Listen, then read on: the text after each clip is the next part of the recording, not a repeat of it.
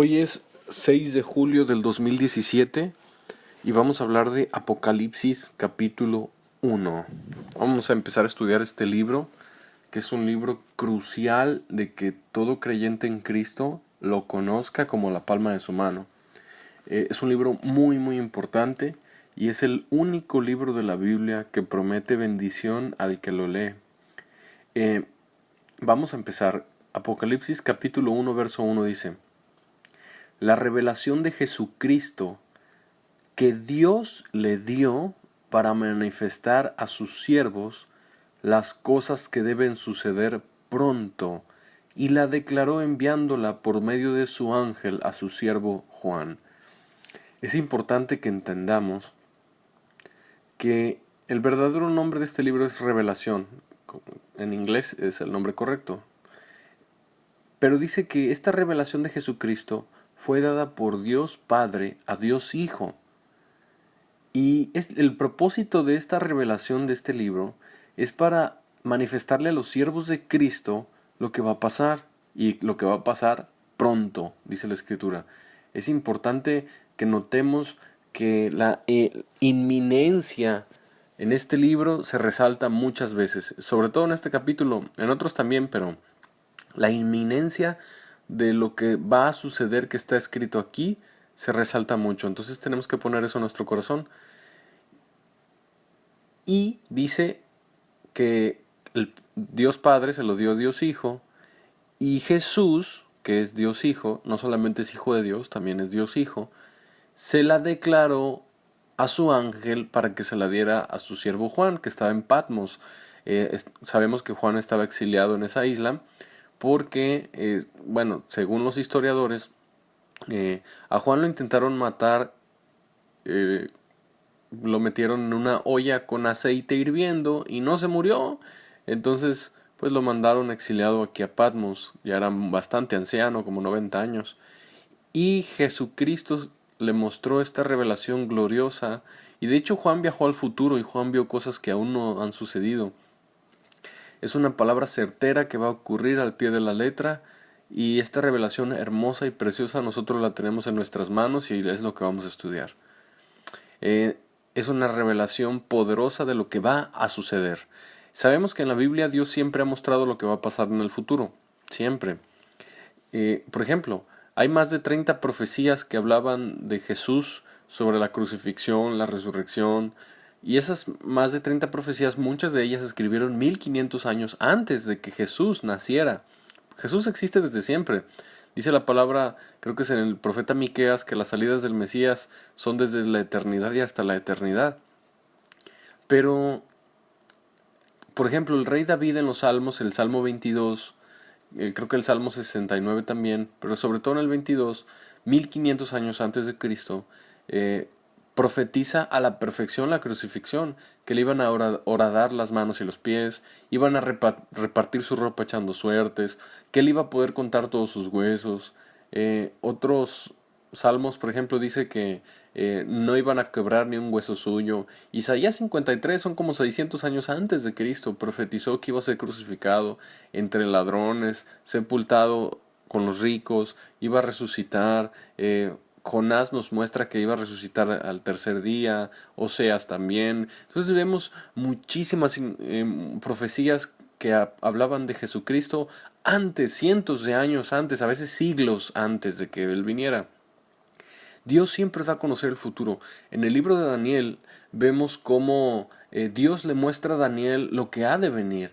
Le mostró qué iba a pasar después de Nabucodonosor, cómo iba a recaer el imperio babilónico con el nieto de Nabucodonosor, que en realidad ahí dice hijo, pero la palabra hijo también puede ser nieto, y sabemos que la historia nos dice que el que cayó, el último rey de Babilonia, fue el nieto de Nabucodonosor. Entonces no hay ningún problema de interpretación ahí. Y a Daniel se le dijo que y después vendrían los medos persas, después de los medos persas vendrían los griegos, y Daniel habla en profecía de una forma impresionantemente clara. Dice, por ejemplo, que un macho cabrío vendría sobre la faz de la tierra pero sin tocar tierra y derribaría al otro. Y ese es Alejandro Magno, el imperio griego, que este Alejandro Magno no se bajó de su caballo y derrotó y fue victorioso contra los medos persas sobre su caballo. No tocó tierra, como decía la profecía. Y pero que ese rey, ese cuerno se iba a romper y iba a ser repartido a otros cuatro, sus cuatro generales de Alejandro Magno. Y con una precisión impresionante a este Daniel le muestra lo que va a pasar en el futuro próximo a su era, a su generación, y en el futuro distante. Nos habla que después del imperio griego vendría los imperios que dominaron Siria y Egipto en tiempos de los macabeos, los seleucos. Es impresionante cómo Daniel habla del rey del norte, del rey del sur, y todo lo que dijo se cumple al pie de la letra. Por ejemplo, con Antíoco Epífanes, el que profanó el templo y que es una figura de lo que será el anticristo. Y no solo ahí, a Daniel se le muestra profecía bíblica sobre Roma, sobre el resurgir de Roma, las 70 semanas de Daniel, cómo va a ser el anticristo, que viene de las cenizas de Roma. En el libro de Daniel se habla de la estatua de Nabucodonosor, cabeza de oro, que es Babilonia, el pecho de plata y dos brazos de plata que son los medos persas. Nos habla del bronce, que es Grecia, que es el vientre, las piernas de hierro, que es Roma oriental y Roma occidental, y los pies, que es de hierro con barro mezclado. Y estos 10 dedos son los 10 reinos o las 10 naciones que le van a ayudar al anticristo, que va a ser hierro con barro, va a ser mezclado de lo que quedó de Roma, que es Europa, mezclado con barro, que van a ser en parte fuerte y en parte débil, y se mezclarán con alianzas humanas, y que en los días de esos 10 reyes, el anticristo va a ser uno de ellos. Va a venir una piedra no cortada con mano que los derribará y derribará todos los reinos anteriores también, y hará un gran monte que será el reino eterno de nuestro Señor Jesucristo, que nunca será quitado. Entonces a Daniel se le dijo cosas que no habían pasado siglos en el futuro hasta la venida del Señor Jesús, y Dios hace esto. Dios muestra a través de sus siervos los profetas lo que va a suceder en el futuro. Obviamente ya el canon ya se cerró en Apocalipsis, al final el capítulo 22, que Dios dice nadie puede añadir ni agregar. Y la sentencia, si alguien le agrega a la Biblia o le quita, pues es que los van a quitar del libro de la vida y lo van a echar al lago de fuego, y todas las plagas del Apocalipsis van a caer sobre su cabecita. Entonces es impresionante ver cómo Dios dice la palabra en el libro de Hebreos, que Jesucristo es el mismo ayer, hoy y por los siglos. Y vemos cómo es impresionante que nuestro Dios es un Dios eterno, todopoderoso, que Él tiene todo el dominio, todo el poder, toda la gloria. Él es el Rey de Reyes y Señor de Señores, el Dios Todopoderoso, Padre, Hijo y Espíritu Santo, y Él tiene el control. A pesar de que veamos guerra, desgracia, muerte, enfermedad, aún así hay una explicación del porqué de todo, y Dios tiene el control. Al final va a haber resurrección. Entonces, y va a haber un juicio eterno. Y aquí viene en este hermoso libro de Apocalipsis. Tenemos que leerlo, tenemos que estudiarlo, porque aquí vienen cosas que van a suceder de forma inminente en nuestra generación. Nosotros vamos a ver el cumplimiento literal de la escritura. Esta generación sobre todo lo va a presenciar. Parte de Apocalipsis ya se ha venido cumpliendo, pero estamos en el capítulo 3 exactamente en Apocalipsis. Nosotros somos la iglesia de la Odisea, la última, la tibia. Qué feo. Pero somos la última, la tibia, la apóstata, la mundana, la carnal. Y después de esta generación se va a cumplir el capítulo 4, el capítulo 5, el capítulo 6. Y al pie de la letra va a suceder todo lo que dice en este precioso libro. Entonces lo vamos a estudiar, y yo te pido y te invito que no te pierdas ninguno de los siguientes capítulos, que los estudies conmigo. Puedes preguntarme, puedes mandar un correo a evan.fco@gmail.com, evan de evangelista, .fco de Francisco, @gmail.com. Me puedes enviar tu comentario, tu duda, lo que gustes, y gloria a Dios que te apoyamos. A mí me gusta mucho este libro. Desde antes de convertirme a Cristo, Dios ya me lo estaba platicando en sueños, cosas que están aquí. Cuando yo me convertí a Jesús y empecé a leer la Biblia, me di cuenta que Dios ya me había platicado lo que venía aquí en este precioso libro, y yo nunca lo había leído. pero vamos a escudriñarlo, lo vamos a interpretar en su contexto, vamos a utilizar herramientas de interpretación bíblica judías, rabínicas, exégesis y eisegesis, lo vamos a analizar y yo sé que tú vas a ser grandemente edificado. Bueno, verso 2. Que ha dado testimonio de la palabra de Dios y del testimonio de Jesucristo y de todas las cosas que ha visto. Bueno, está hablando de Juan, el apóstol, el exiliado a Patmos.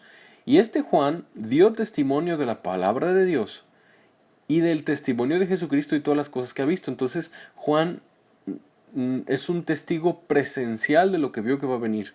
Juan fue llevado en el espíritu, viajó al futuro y vio lo que va a pasar. Y lo escribió en pasado porque él viajó al futuro y en el futuro ya pasó. Recordemos que Dios es un Dios eterno y Él conoce el futuro. Qué precioso. Entonces Juan es un testigo de lo que está aquí y es un testigo presencial. No solo fue inspirado por el Espíritu Santo para escribir todo esto, también lo vio. Y eso es importante que lo entendamos. También lo vio, lo vivió en carne propia. Qué impresionante. Verso 3. Bienaventurado el que lee, fíjense, bienaventurado el que lee y los que oyen las palabras de esta profecía y guardan las cosas en ella escritas porque el tiempo está cerca. Fíjense, es el único libro de la Biblia que yo encuentro que tiene esta promesa. Bienaventuranza para el que lo lea. Tenemos que leerlo. Y los que escuchan las palabras de esta profecía, bienaventurados. Miren, el diablo pelea mucho contra este libro, por eso es poco predicado. Satanás aborrece este libro porque en este libro es donde viene cómo va a ser su condenación. Y el diablo que los engañaba fue lanzado al lago de fuego y azufre donde estaban la bestia y el falso profeta. Y serán atormentados con fuego y azufre por los siglos de los siglos. Qué impresionante. Satanás ataca mucho a las iglesias de sana doctrina, sobre todo que predican este libro, y nosotros no vamos a callar y vamos a anunciar la profecía de este libro, vamos a predicarla para que todos la puedan conocer y sean bienaventurados, porque aquí dice otra vez, y guardan las cosas que en ella están escritas porque el tiempo está cerca, otra vez, inminencia, el tiempo está cerca. Entonces, no solo es leer y oír, es guardar en tu corazón, ponlo por obra. Va a haber mucha gente que cuando aparezca el anticristo y ponga su marca en la frente o en la mano, sin la cual nadie podrá comprar ni vender, bueno, ellos al conocer la profecía bíblica, por ejemplo, de Apocalipsis 13, que dice que el anticristo va a poner esa marca, pero el que se la ponga de ninguna manera va a poder ser salvo, Dios no va a perdonar ese pecado. Entonces, estas personas van a ser bienaventurados porque van a preferir que el anticristo les corte el cuello y los mate, que va a ser un líder mundial satánico, hijo del diablo, que va a gobernar este mundo, porque el anticristo es un castigo a las naciones, porque el mundo no quiso al hijo de Dios, pues ahí les va el hijo del diablo. Entonces, la gente que va a vivir en ese tiempo, que ya no falta mucho, después del arrebatamiento va a empezar la tribulación de 7 años, y el anticristo va a estar ahí. Es el primer sello destapado, el jinete en el caballo blanco que tiene una corona y un arco sin flecha y que salió venciendo y para vencer. Ese es el anticristo, es el primer juicio de la tribulación. Su reinado al mundo en realidad es un castigo de Dios para el mundo. Dios lo va a permitir. Pero los que vivan en ese tiempo dicen, ay no, este es el anticristo, no me pongo la marca aunque me muera, que me maten. Bueno, ellos van a ser bendecidos y se van a salvar. A pesar de que les corten el cuello, se van a salvar de la segunda muerte y del lago de fuego, porque conocían la profecía bíblica. Y como el Señor Jesucristo dijo, conocerán la verdad y la verdad los hará libres.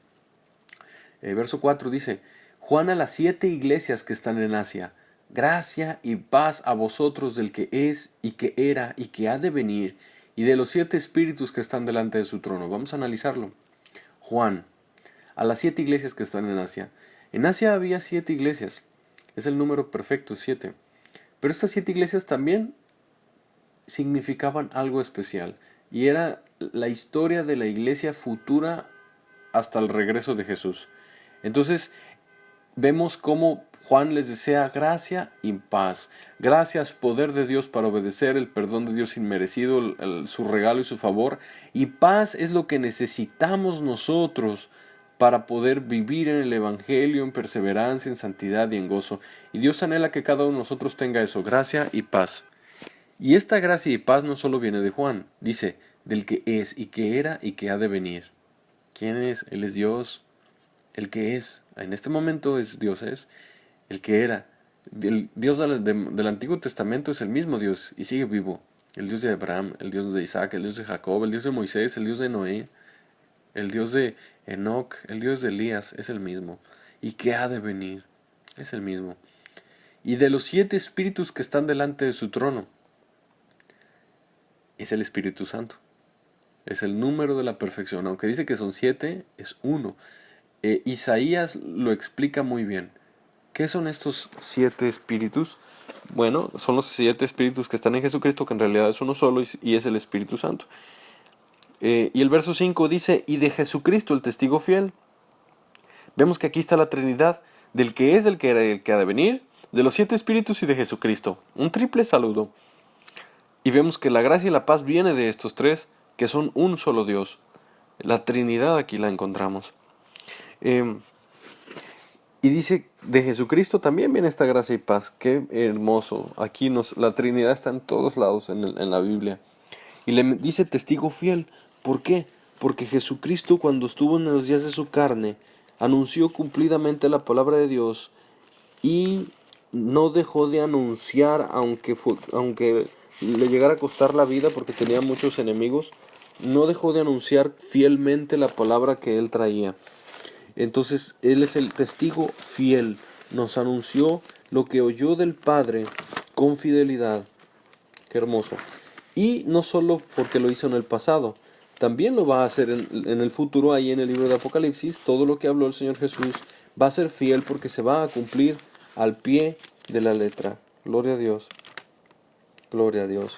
Yo amo al Señor Jesucristo. Podemos hablar muchas cosas por qué se le llama testigo fiel, pero no me voy a detener ahí. Dice, al primogénito de los muertos. Bueno, ¿por qué se le llama primogénito de los muertos a Jesús? Bueno, muy sencillo, porque Jesús fue el primero en resucitar para nunca más ver muerte. ¿Sí? Por ejemplo, Jesús resucitó a Lázaro. O sea, cuando Jesús resucitó ya había otros que habían resucitado en la Biblia. Pero Jesús fue el primero que resucitó para tener cuerpo de gloria y nunca más morir. Qué hermoso. Él es el primogénito de los muertos y el soberano de los reyes de la tierra. Aunque no parezca, pero Jesucristo es el Rey de reyes y señores señores. Y digo no parezca porque parece ahorita que las tinieblas están reinando. Los presidentes, los gobernantes hacen y deshacen y hacen maldad. Y parece que no hay juicio justo y no hay venganza, pero sí lo habrá. Jesucristo tiene el control. Él es el Todopoderoso. Y ante Él se humillan los reyes, los presidentes, los primeros ministros, etcétera, etcétera. Él pone y quita reyes. El soberano de los reyes de la tierra. Y la palabra soberano significa que Él hace lo que Él quiere, cuando Él quiere y como Él quiere. Al que nos amó y nos lavó de nuestros pecados con su sangre. Gloria a Dios, Jesucristo nos amó y nos lavó de nuestros pecados con su sangre. Obviamente a los que se arrepintieron, invocaron su nombre para salvación y le pidieron que los lavara. Bueno, regreso un poco. ¿Por qué al Espíritu Santo se le dice de los 7 espíritus que están delante de su trono?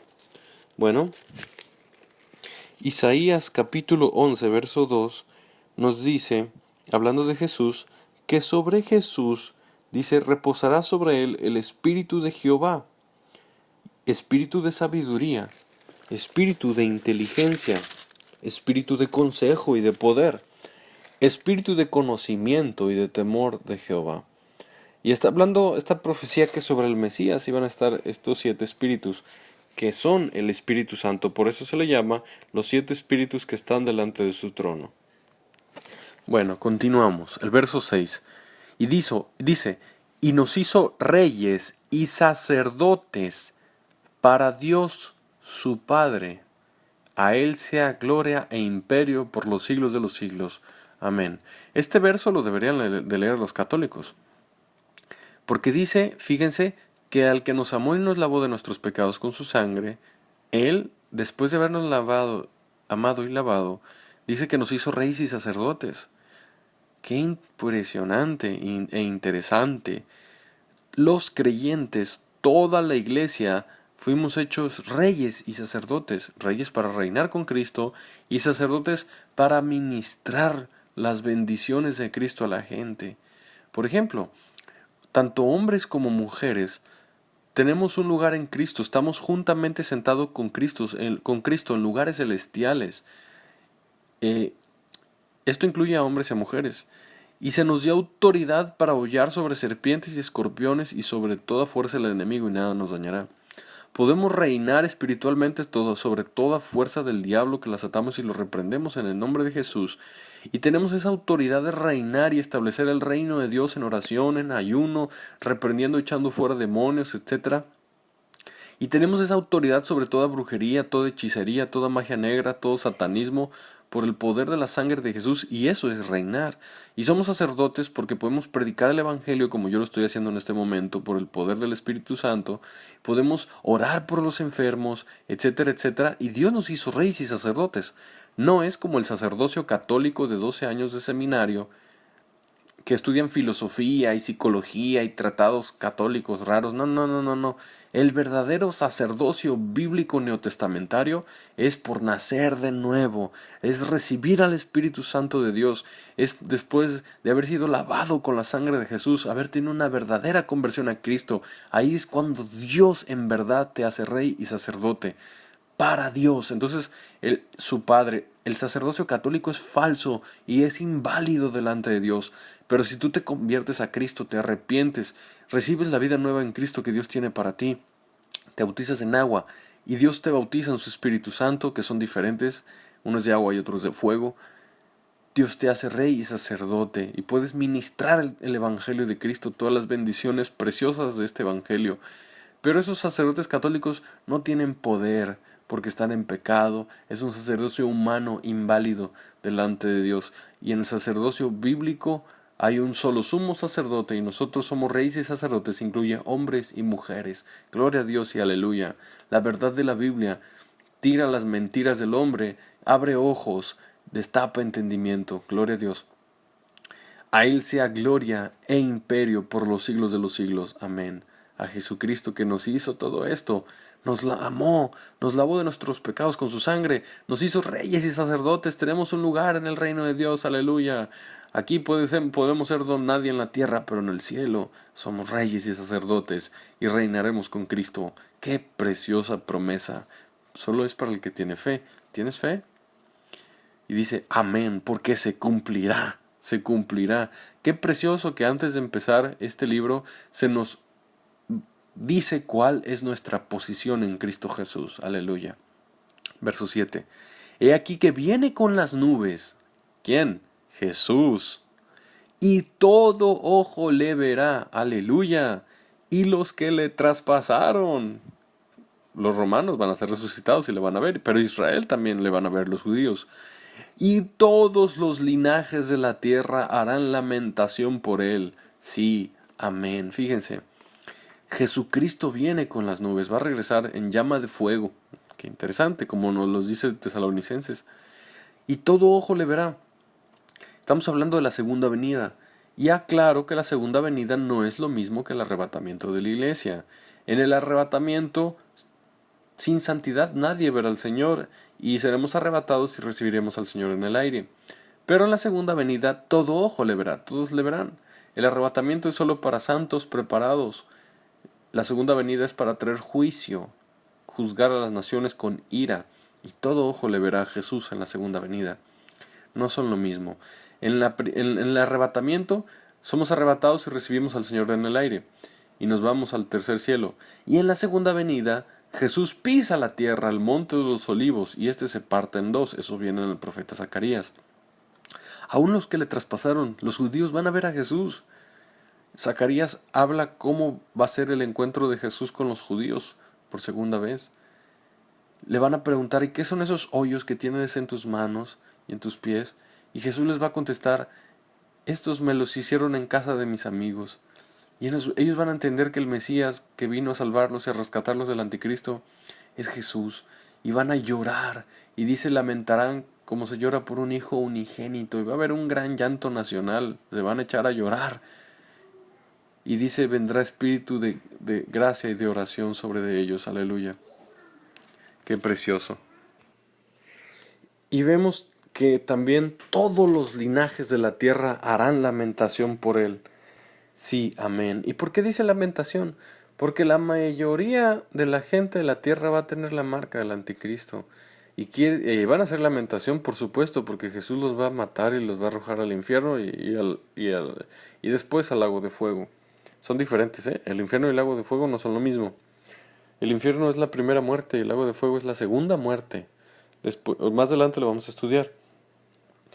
Van a hacer lamentación y le van a decir a los montes, montes, caigan sobre nosotros, collados, cubridnos y escóndanos de la ira de Dios y de la ira del Cordero.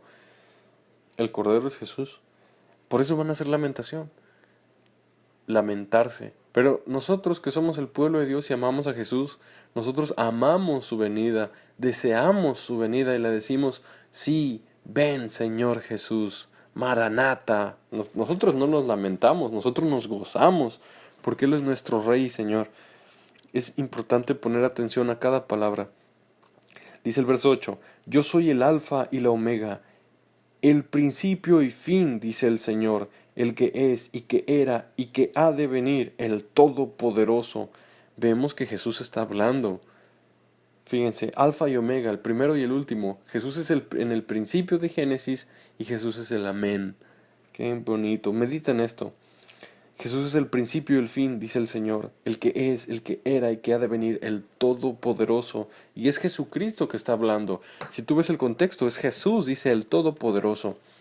No es como los testigos de Satanás que dicen que Jesús es como un ángel. No, Jesús es Jehová, es uno con el Padre. La Biblia está llena de la Trinidad. El verso 9 dice, yo Juan vuestro hermano y copartícipe vuestro en la tribulación. Entonces, no está hablando de la tribulación de 7 años, está hablando de la tribulación normal que tiene todo creyente en Cristo por seguir al Señor. En el reino y en la paciencia de Jesucristo. Oh, Juan va a ser partícipe del reino de Dios, pero también por lo pronto lo es de la paciencia de Jesucristo. Y la palabra la paciencia de Jesucristo aquí es muy importante y muy interesante, porque para llegar al reino tienes que pasar por la paciencia de Jesucristo, guardando el Evangelio y la palabra de Dios en tu corazón y poniéndola por obra. Dice, estaba en la isla llamada Patmos, lo que anteriormente expliqué. Está en el Mediterráneo esa isla, puedes buscar fotos en internet, está muy bonita. Por causa de la palabra de Dios y del testimonio de Jesucristo. Esta es evidencia bíblica de que Juan estaba preso en Patmos por causa de la palabra de Dios. Allá lo mandaron, lo exiliaron. Para que no le pudiera predicar a nadie, iba a estar solo, pero gloria a Dios que ahí recibió este libro, la revelación. Verso 10. Yo estaba en el Espíritu en el día del Señor, y oí detrás de mí una gran voz como de trompeta. Fíjense, Juan estuvo en el Espíritu, viajó en el Espíritu al día del Señor. Los profetas en el Antiguo Testamento profetizaron del día del Señor. ¿Qué es esto? El día del Señor son los 7 años de tribulación que van a venir sobre esta tierra. Y Juan estuvo en el Espíritu en ese día del Señor. También se le llama el día de la ira de Jehová. Y oí detrás de mí una voz como de trompeta. ¿Qué dijo esa voz de trompeta detrás de Juan? Le dijo, que decía, yo soy el Alfa y la Omega, el primero y el último. Escribe un libro lo que ves y envíalo a las 7 iglesias que están en Asia: Éfeso, Esmirna, Pérgamo, Tiatira, Sardis, Filadelfia y Laodicea. Y Juan lo hizo. Todo lo que vio y oyó lo escribió y lo envió a estas iglesias. Y cada una de estas iglesias, vamos a estudiar más adelante, que sí fueron iglesias locales reales, pero también representan a un tiempo de la historia desde la crucifixión de Cristo y su resurrección hasta la segunda venida.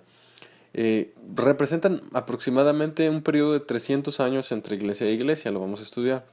Y vemos que cada mensaje a cada iglesia cuadra perfecto con lo que pasó en la historia a cada iglesia. No te pierdas ningún mensaje de esta serie, vas a crecer mucho espiritualmente. El verso 12. Y me volví para ver la voz del que hablaba conmigo, y vuelto vi 7 candeleros de oro. Bueno, era Jesús el que estaba hablando, era Dios. Y Juan volteó para ver al que le estaba hablando por atrás. Y cuando volteó, vio 7 candeleros de oro, 7 lámparas. Y en medio de los 7 candeleros, que cada candelero representa a cada iglesia, eran 7, ya las nombramos. Y en medio de esos 7 lámparas o 7 candeleros, a uno semejante al Hijo del Hombre, a Jesús, vestido de una ropa que llegaba hasta los pies, y ceñido por el pecho con un cinto de oro. Bueno, que la ropa le llegue hasta los pies nos habla de pureza, de castidad, de honor, de justicia. El cinto en el pecho de oro está en Isaías. El profeta Isaías habla que ese cinto en el pecho significa fidelidad. Jesús es fiel. En el verso 14 nos dice que la cabeza de Jesús, su cabeza y sus cabellos, no solo su cabeza, también su cabello, eran blancos como blanca lana. Nos habla de sabiduría, de pureza. Muy interesante. Como nieve, blanco, sin mancha, sabio. Sus ojos como llama de fuego. Todo lo sabe, todo lo ve, todo lo escudriña. Sus pies semejantes al bronce bruñido, refulgente como en un horno.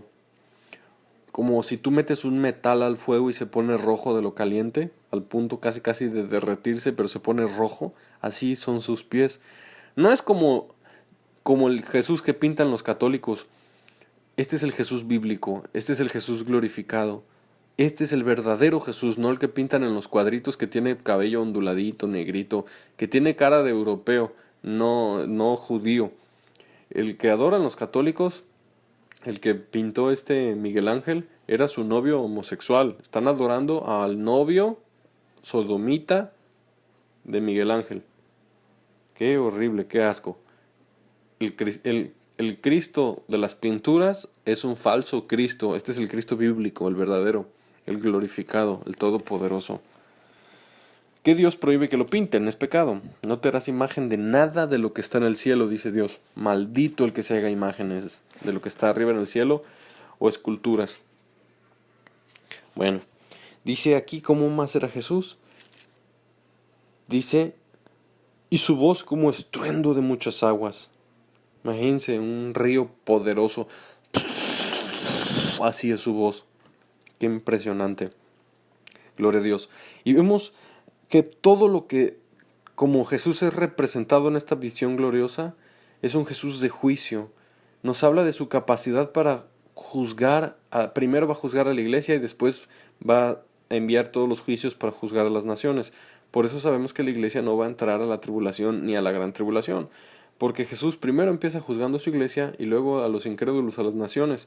Porque escrito está que es justo que el juicio de Dios primero empiece por su casa. Y que si el justo con dificultad se salva, ¿qué será del impío y el pecador? Bueno, verso 16 dice, tenía en su diestra 7 estrellas, y de su boca salía una espada aguda de 2 filos, y su rostro era como el sol cuando resplandece en su fuerza. En su mano, que es su diestra, tiene 7 estrellas. Ahorita vamos a ver qué significa cada estrella. Son 7, número perfecto.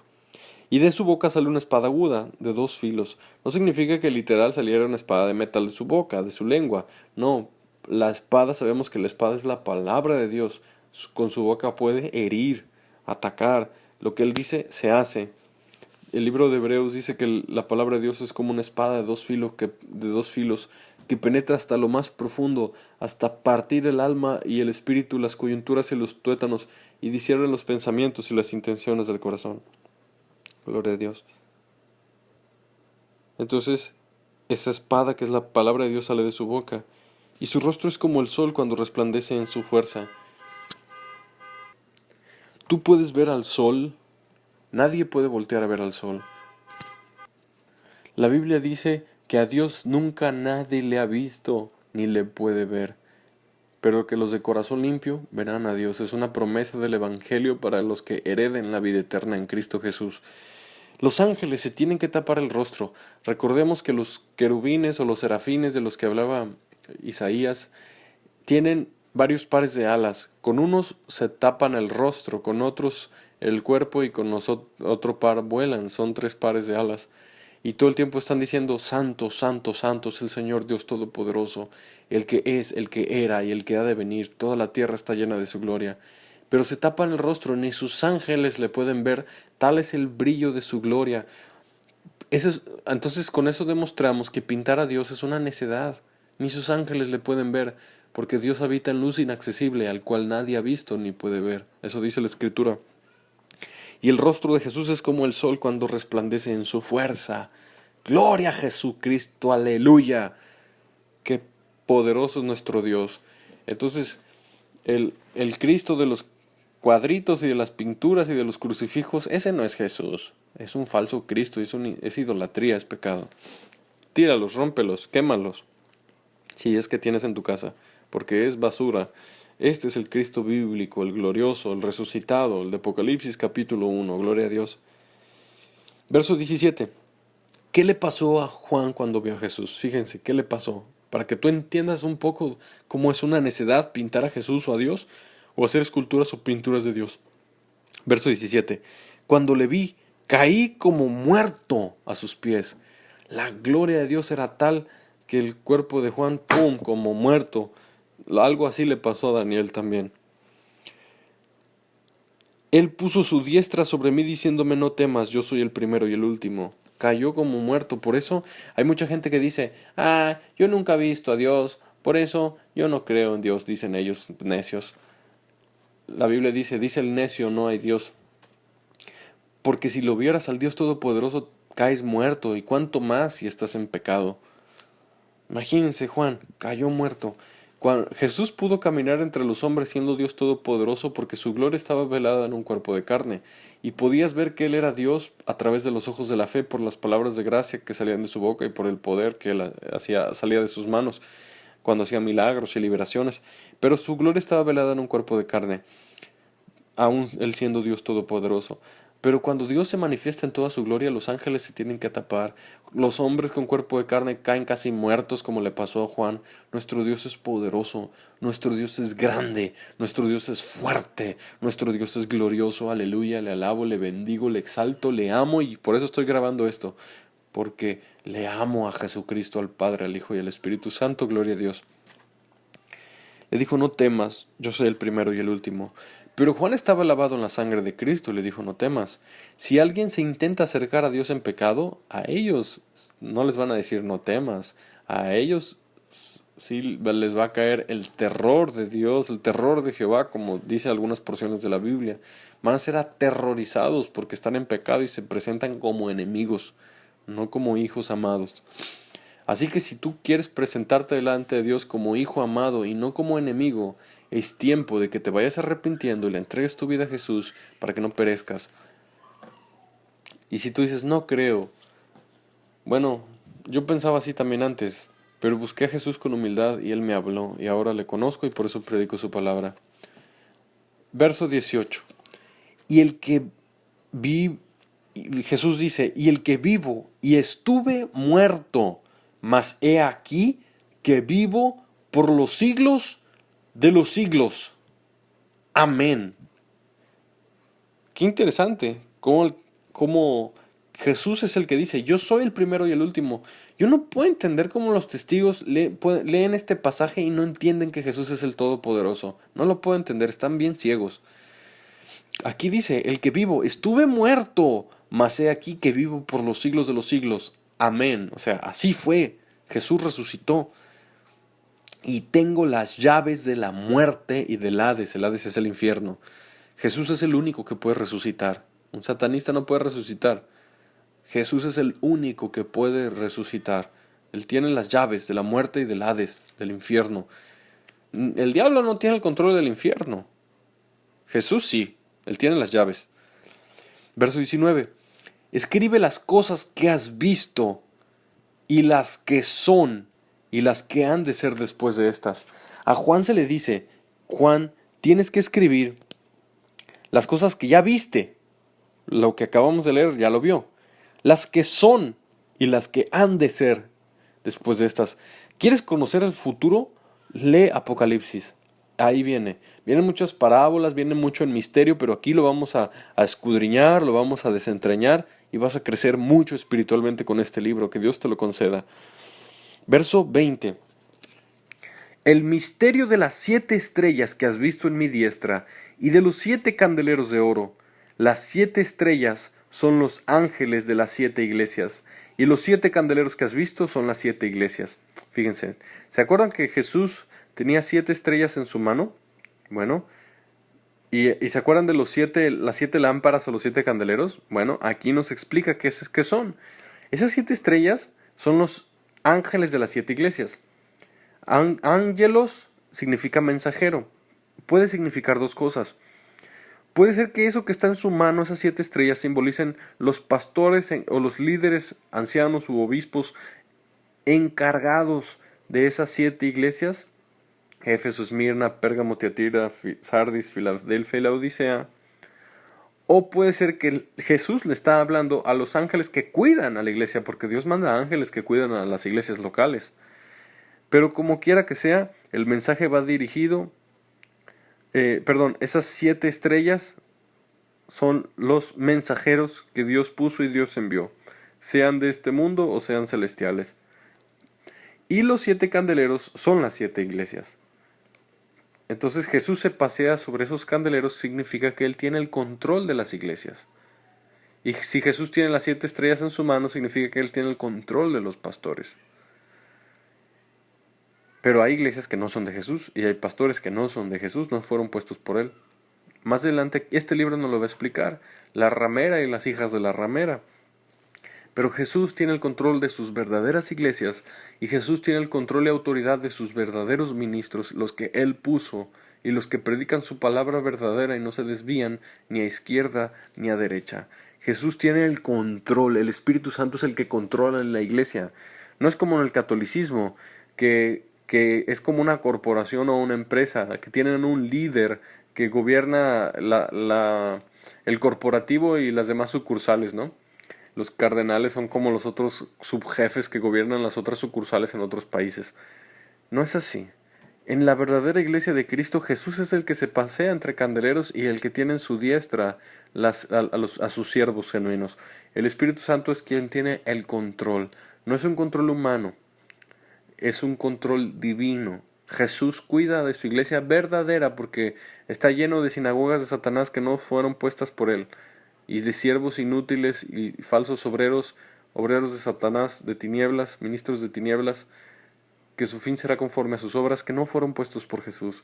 Pero de la verdadera iglesia de Cristo, la que fue lavada con la sangre de Jesús, la que fue hecha reyes y sacerdotes, la que predica su palabra verdadera y anuncia el verdadero evangelio de Jesucristo, esa iglesia que de verdad es de Cristo, la que tiene poder y autoridad sobre el reino de las tinieblas y predica el evangelio de salvación de Jesucristo, esa iglesia es la que Jesús la cuida, la guarda, la corrige, la enseña, y vamos a ver cómo Jesús nos está diciendo en este pasaje que Él es el Todopoderoso que tiene dominio y control de su iglesia desde la resurrección hasta su segunda venida.